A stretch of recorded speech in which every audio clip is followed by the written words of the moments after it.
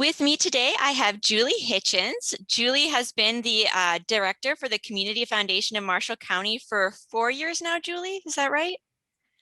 Starting number 3. I Three know it years. feels like 4 to you, but it hasn't been. Feels like you've been part of the team forever. Well, thank you so much for joining me today. Great to be here. Yeah. So to kick us off, I would love to know if we are in Marshall County for the day, what is the one thing we need to make sure we do before we leave? So you need to go to Grimes Farm, and it's a really cool story about philanthropy, and I kind of have a personal connection. So in 1964, Leonard and Mildred Grimes bought land, actually west of Marshalltown, that was icky, full of junk, icky, but they had a vision that they would clean it up and make it and give it back to the county conservation for a farm. Okay. We fast forward to 1991. My husband and I moved to Marshalltown. Kevin is replacing Leonard at a law firm, and his first job is to figure out how to get this land transferred. And the land is now 240 acres. Wow. So in the meantime, Leonard and Mildred have worked very hard. They planted over 200,000 trees. Oh my gosh. Mildred hosted school groups for years out on the farm, showing them nature.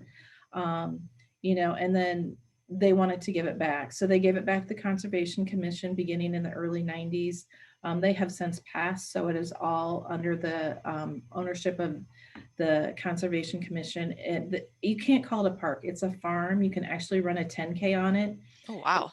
Beautiful hills. We call it Killer Hill, that you go up to Mildred's Tower, which is the highest point in Marshall County you can see for miles. There's an amphitheater, there's a playscape, it's hooked to the bike trail. And it's just the coolest thing. And during the pandemic, it has been a godsend. Leonard and Mildred used to live out there, and Leonard would count the cars, how many people were using the farm, who was running, who was crossing, and he would be so happy today. He's certainly in heaven, but it's a great story about philanthropy. Yeah, what a wonderful legacy. It sounds like you can spend an entire day out there and do lots of different things. Yes, and there's a conservation center that has a great meeting room. So I love to go to meetings out there because you're just among nature. So maybe we'll have to meet there sometime. Absolutely. That's amazing. Thanks for sharing that, Julie. So in today's chat, we're focusing on the theme of board leadership and succession.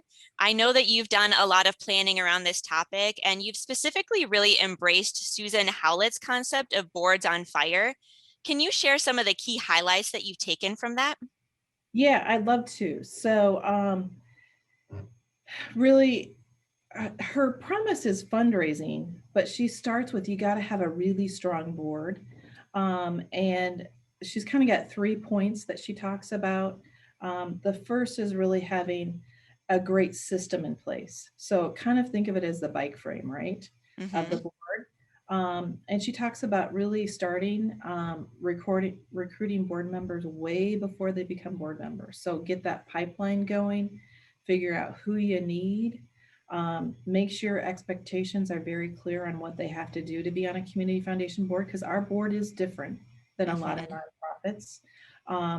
She talks about a board scorecard, and just basically getting that framework in place. So we're kind of working hard on that. We're working on a board matrix, figuring out who we want to recruit, maybe have them do some grant making with some of our field of interest grants, so they get a taste and we get to kind of check them out, right? Putting together a really good board description. I know I've been on boards where I've got on the board, I'm like, oh, I didn't know I had to do that. So making that very clear. And then really kind of scoring ourselves every board meeting to see if we're meeting our metrics. Okay. So that's the first concept. So it's kind of the bike. Yeah. And then the second thing she talks about is board meetings itself. That's where your board members spend their time. She is an advocate of the consent agenda, where you kind of blow through the financials and the minutes and everything. I personally am not, because I'm a finance person. So I can't advocate for that. But really, she talks about making your board meetings efficient. And this brings me back to my days in the for-profit world at Emerson. we really strive, and I've always strived when I ran board meetings that they be an hour long. And people go, oh my God, how can you get that done? Mm-hmm. Well, it's not hard. People need to do the homework before they get to the meeting. So they read the minutes, they review the financials. My board pack is very full, and they probably do half an hour of homework before they come to the meeting, but we get done in an hour. And then if things go awry, you as a director or your board president need to get it back on track. At Emerson, we used to say, we're going to take that offline. That means we'll talk about it later, but we aren't going to get to a conclusion today. So, Mm-hmm. board meetings talked about board orientation. So, if you've developed this pipeline, you shouldn't have to tell them a lot about the community foundation. So, give a high level. And then in your board meetings, do board education where you get in the weeds. You talk about Endow Iowa, you talk about non-asset gifts, and the tax advantages. So get down in the weeds in your board education, but don't make orientation overwhelming. Mm-hmm. It's a great tip. Yeah. And then really board members need to feel like their time is well spent, and they're sharing time, talent, and treasure. So tell them stories of impact. I'm on a board with child abuse prevention where for years, and it's very, very powerful. We start a meeting with a story about a client we've helped. Mm. And notice I use the word we when I say Mm-hmm. it. We're going to get this at the end, but really show them. And so in my case, grants are really easy to talk about, the good things they're doing in student philanthropy. So stories of impact, and then implementing an annual board survey. I've done that when I've been on boards, what you like, what you don't like, what you want more of, what you want less of. So do that anonymous board survey. So we're getting that put together too. So that's kind of the board meeting piece. Mm-hmm. Final piece is really you as a director investing in a relationship with that board member. They need to feel seen, heard, and valued. So as a foundation, we have decided we are actually shrinking our board. Okay. From 15 to 9. Mm-hmm. Okay. And if you think about boards, if you've been on large boards, you've got your group of doers, and then you've got your wallflowers. Mm-hmm. We're only going to have doers. So we're shrinking our board. I am committed to meeting individually with each board member at least once a year, whether it be breakfast, lunch, a drink after work, to get them to know them personally. Mm-hmm.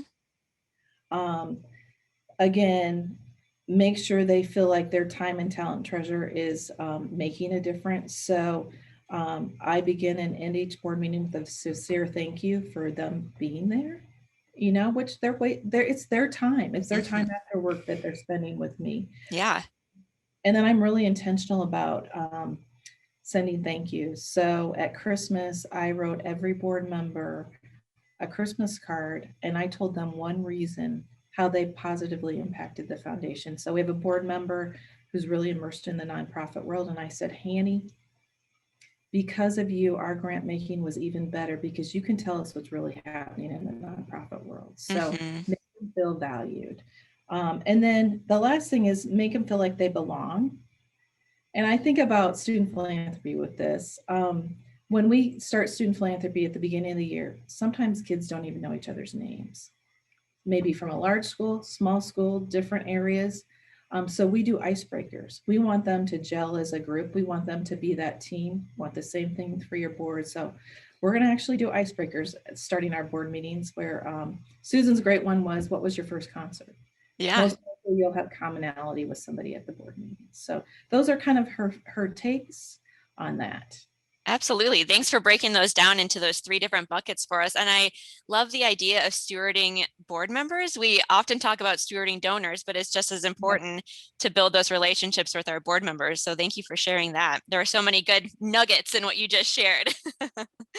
So I want to share one more thing with you, and this kind of brings home Susan's point about your board. And this is called the Tarnside curve.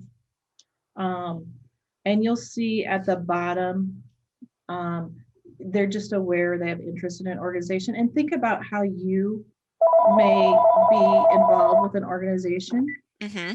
And, when I talked about child abuse prevention, I use the word we. I'm up here in the taking personal responsibility part of that organization. So you want your board members to be we. When they talk about it's not the foundation, it's we. Mm-hmm. So I love this curve, and you really want to move your board members up the curve. That's great. Thank you for sharing that. And we'll be sure to share that as a hard copy out with everyone so that everyone can have access to it and print it off. Any other final tips or knowledge that you want to share? I think that's it for now. Sorry about my ringing phone. No, you're fine. The Community Foundation never sleeps. We're always busy, right? Right. So I will put a plug in for Susan's book, Boards on Fire. Sorry, it's backwards. A great book, really short read, but she's got some great stuff in there. And I think you can catch some of her stuff online if you just Google. So she's just a great speaker, very basic, great example, great stories. Awesome. Well, thank you, Julie. One final question, then we'll let you get to your phone call. Yeah, somebody really wants me. They do. So just to wrap up, what is one thing that you are hopeful for your community foundation moving forward here? So we're really working hard on this Boards on Fire because we as a foundation know that we have to build an endowment to support the full-time director position. So really getting our board in place and then starting that endowment campaign. So that's kind of our focus for 2021. All right, that sounds good. Well, thanks again for joining me today, Julie.